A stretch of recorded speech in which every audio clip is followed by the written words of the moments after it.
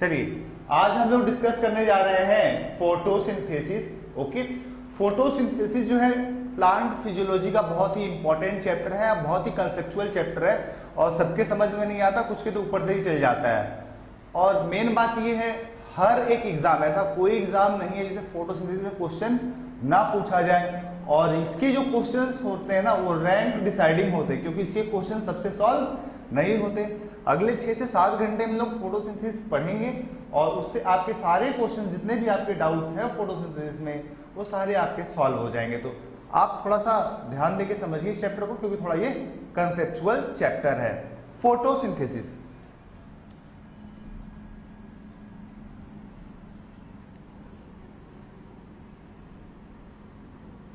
Photosynthesis, ठीक है।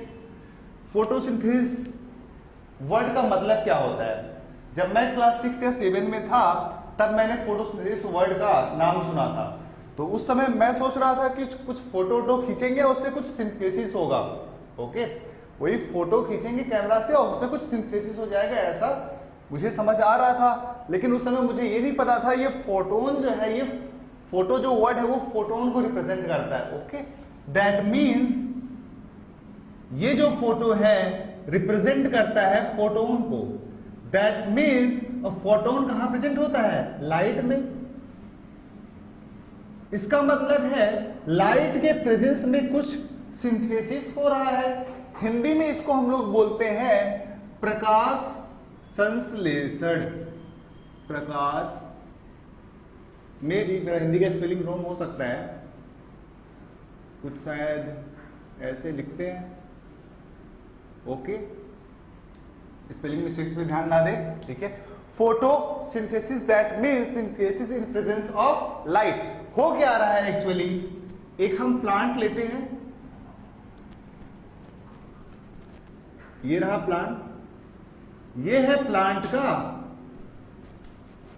Leaf. ये प्लांट जो है एटमॉस्फेयर से CO2 लेता है, एटमॉस्फेयर से CO2 लेता है और सॉइल से by means of root water को एब्जॉर्ब करता है।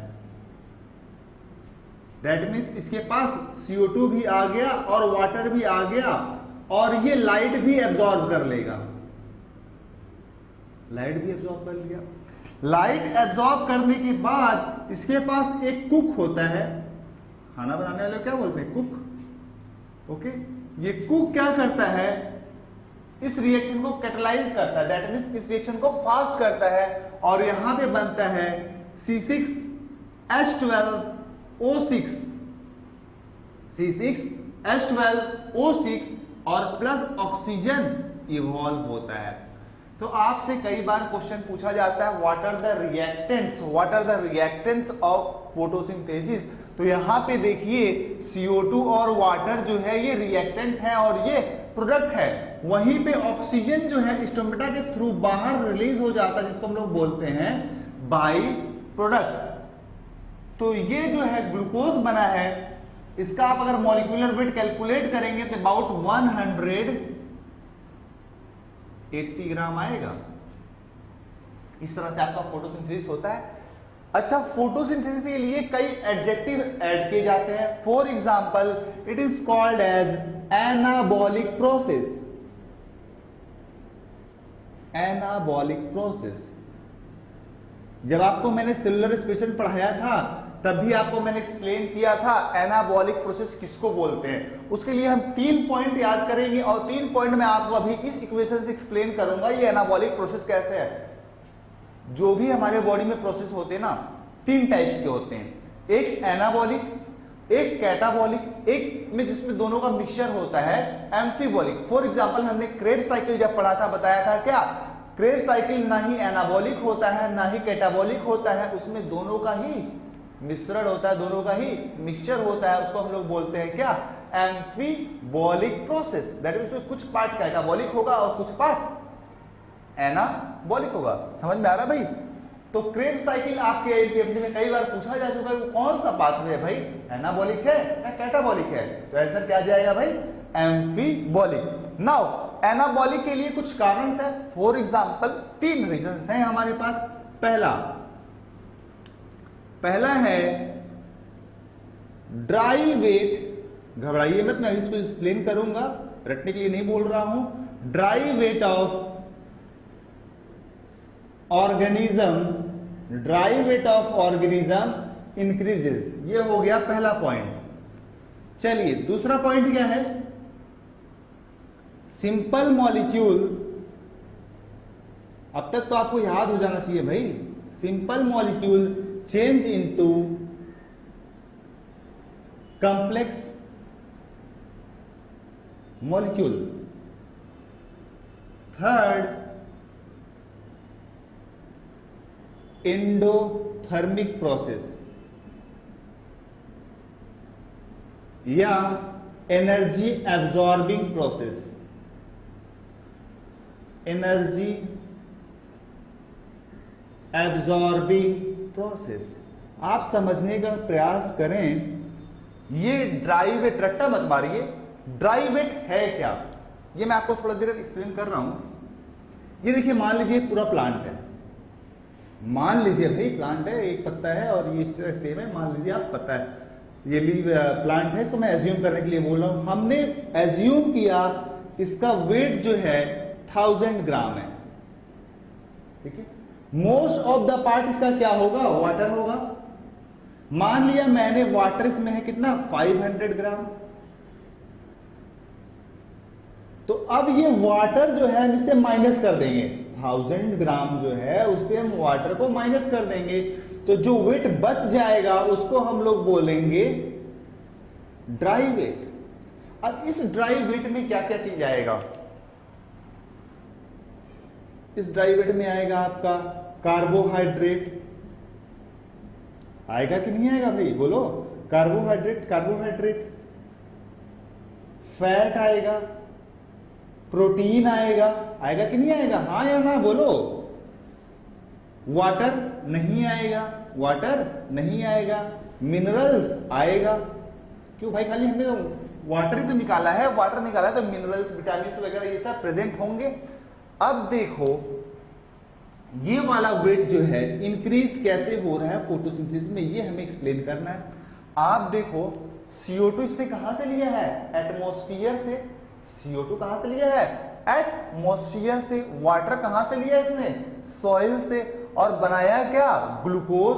दैट मींस ये लीफ में आ गया 180 gram without any apparent increase in weight. That means CO2 इसने कहां से लिया, एटमॉस्फेयर से, वाटर सॉइल से। पहला इसका मान लेते हैं, पहले इसका था 1000 ग्राम वेट, ओके।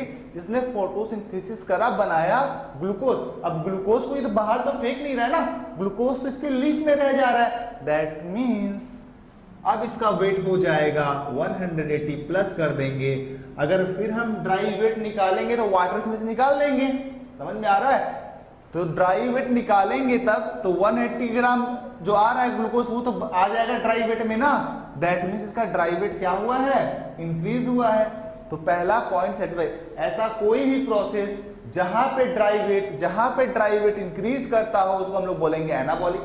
दूसरा पॉइंट मैंने लिखा है simple molecule change into the complex molecule. दूसरा पॉइंट लिखा है simple molecule change into the complex molecule. वो कैसे, ये देखो CO2 एक सिंपल मॉलिक्यूल है, क्यों, CO2 जो है कैसा होता है इसका structure, C double bond O, H2O कैसा होता है OH, ये देखो सिंपल मॉलिक्यूल है।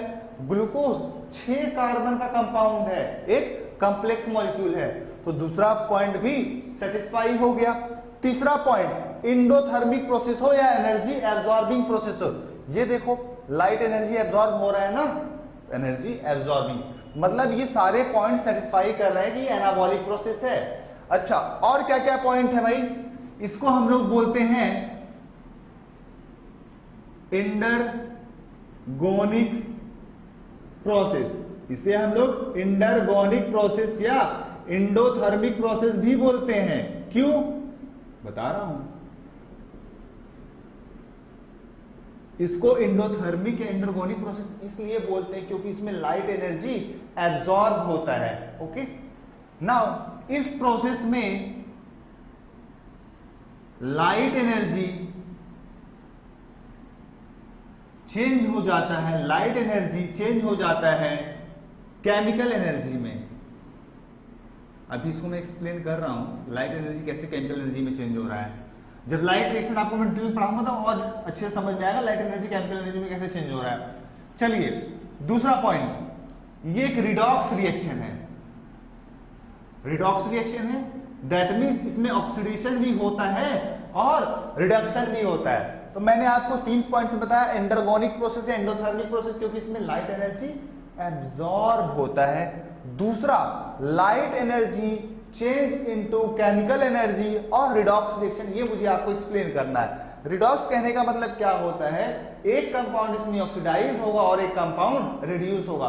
तो आपके पीएमपी में यही पूछा जाता है कौन सा मॉलिक्यूल रिड्यूस होता है और कौन सा मॉलिक्यूल ऑक्सीडाइज होता है। मैं इक्वेशन लिखता हूं, CO2 plus H2O, balance equation में नहीं लिख रहा हूं, C6H12O6 प्लस ऑक्सीजन। ये देखिए वाटर से जो है हाइड्रोजन रिमूव होता है। आप केमिस्ट्री में पढ़े हैं रिमूवल ऑफ हाइड्रोजन को हम लोग क्या बोलते हैं, ऑक्सीडेशन। तो वाटर का होता है ऑक्सीडेशन। CO2 में हाइड्रोजन ऐड हो रहा है और ये ग्लूकोज में चेंज हो रहा है, इसलिए CO2 जो होता है उसका रिडक्शन होता है। CO2 is reduced and water is oxidised. ये आपके पीएमटी में पूछा जा चुका है, ठीक है। तो अभी तक हम लोग इंट्रोडक्शन पढ़ रहे थे, एक बार सारा पॉइंट हम फिर से देख लेते हैं। फोटोसिंथेसिस का मतलब क्या होता है, synthesis in the presence of photon, that means in presence of light. इसमें क्या होता है, CO2 और वाटर रिएक्ट करता है in the presence of light. और यहाँ पे कुक कौन है, कैटलिस्ट कौन है भाई, बोलो। क्लास 7 से पढ़ते आ रहे हो आप लोग भाई, इसका नाम है कौन, क्लोरोफिल। इस क्लोरोफिल के प्रेजेंस में ग्लूकोज का सिंथेसिस हो रहा है, ये रहा आपका ग्लूकोज बन गया और ऑक्सीजन इवॉल्व हो रहा है। नाउ इसको हम लोग एनाबॉलिक प्रोसेस भी बोलते हैं। एनाबॉलिक प्रोसेस क्यों बोलते हैं, क्योंकि dry weight of organism increase करता है। ड्राई वेट क्यों इंक्रीज कर रहा है, क्योंकि यहाँ पे क्या बन रहा है आपका glucose.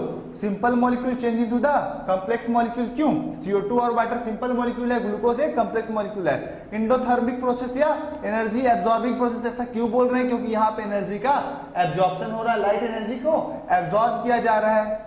इंटरगोनिक process, endothermic process, same point, light energy को एब्जॉर्ब किया जा रहा है। Light energy change into the chemical energy, ये देखो यहाँ पे जो लाइट एनर्जी एब्जॉर्ब होता है वो ग्लूकोज में कन्वर्ट कर दिया जाता है। आपको पता है ग्लूकोज जब रेस्पिरेशन से में जाता है 36 या 38 ATP रिलीज करता है, that means light energy change हो गया किसमें, केमिकल एनर्जी में। और ये एक रिडॉक्स रिएक्शन है, CO2 जो है वो रिड्यूस होता है और वाटर जो है वो ऑक्सीडाइज होता है, क्योंकि वाटर से रिमूवल ऑफ हाइड्रोजन होता है और CO2 में एडिशन ऑफ हाइड्रोजन होता है, इसलिए इसका रिडक्शन होता है और वाटर का ऑक्सीडेशन होता है। ओके।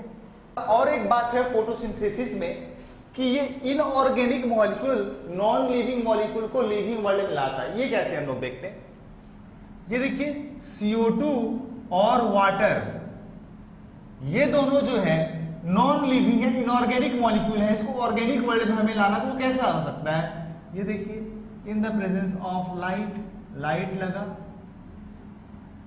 प्लांट ने इसको क्या कर दिया, या फोटोसिंथेसिस में PS लिख रहा हूं, फोटोसिंथेसिस को इसने बना दिया इसको ग्लूकोज में, C6H12O6। अब इसको हर्बीवोर्स खाएंगे, मतलब जो घास फूस खाते हैं हर्बीवोर्स, समझ में आ रहा है, हर्बीवोर्स। अब हर्बीवोर्स को कुछ कार्निवोर्स खाएंगे, carnivores, that means these are heterotrophs. बचपन से पढ़ते आ रहे हैं हेटेरोट्रॉप्स किसको बोलते हैं, हेटेरोट्रॉप्स उन ऑर्गेनिज्म को बोलते हैं जो अपना खाना खुद नहीं बनाते हैं, उनका खाना कोई और बनाता है। तो देखिए इनका खाना कौन बना रहा है, फोटोसिंथेसिस से बन रहा है ना, ग्लूकोज वही करा रहा है और ये अपना खाना खुद बना रहा है। दैट मींस ये क्या है, ऑटो ड्राइवर नहीं, ऑटोट्रॉफ, ऑटोट्रॉफ। इसको हम लोग बोलते हैं क्या, ऑटोट्रॉफ। ऐसे न्यूट्रिशन को जहां ऑर्गेनिज्म अपना खाना खुद बनाता है उसको हम लोग बोलते हैं ऑटोट्रॉफिक न्यूट्रिशन। और जो किसी और के ऊपर डिपेंड रहते हैं डायरेक्टली या इनडायरेक्टली, उसको हम लोग बोलते हैं हेटेरोट्रॉफ। चलिए अब आगे हम लोग को देखना है proof for the release of oxygen. ये देखिए इक्वेशन पहले हम लोग लिखते हैं CO2 plus water, CO2 plus water, ये चेंज हो रहा है C6H12O6, C6H12O6 और यहां पे रिलीज होता है ऑक्सीजन। इस रिएक्शन में एक खास बात है, ऑक्सीजन जो रिलीज होता है ना वो वाटर से होता है।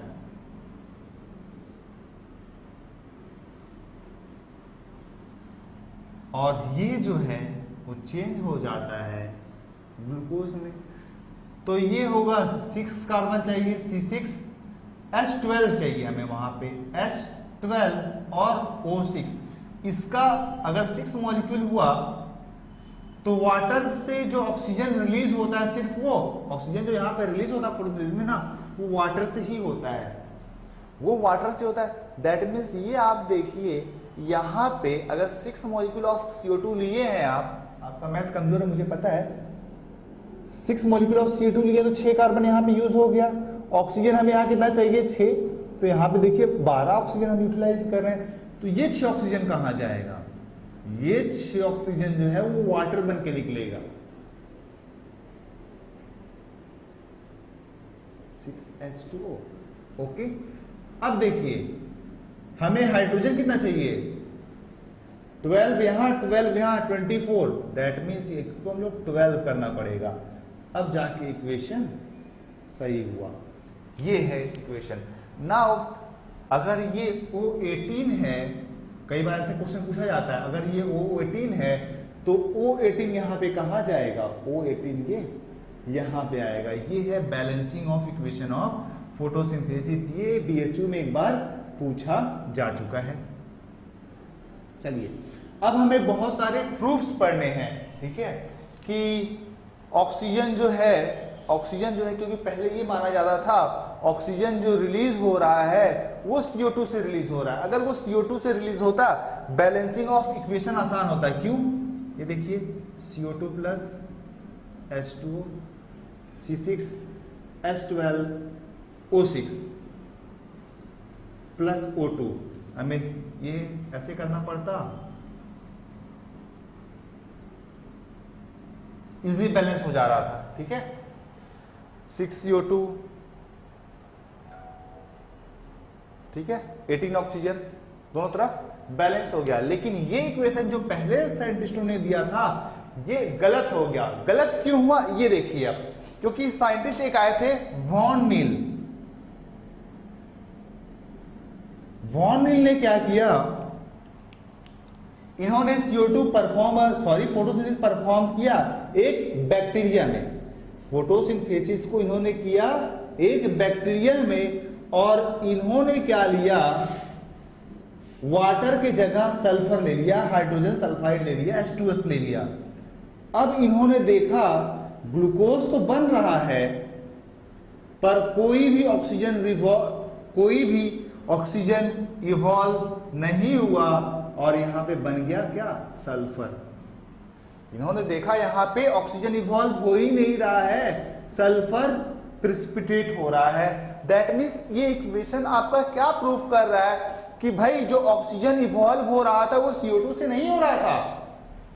जो ऑक्सीजन इवॉल्व, अब देखिए ना, नहीं समझ में आ रहा है, हमने वाटर यूज किया ही नहीं, हमने यूज किया क्या, hydrogen sulphide, H2S gas use कर लिया और CO2। अगर ये ऑक्सीजन जो यहाँ पे फोटोसिंथेसिस में रिलीज होता है, अगर वो CO2 से आता तो इस इक्वेशन में भी क्या आना चाहिए था, ऑक्सीजन, लेकिन ऐसा नहीं हुआ। यहाँ पे आया क्या, सल्फर। ओके, यहाँ पे क्या आया, सल्फर। दैट मीन्स ये प्रूव कर दिया कि यहाँ पे जो ऑक्सीजन रिलीज होता है वो CO2 से नहीं आता है, बल्कि कहां से आता है, हाइड्रोजन सल्फाइड गैस।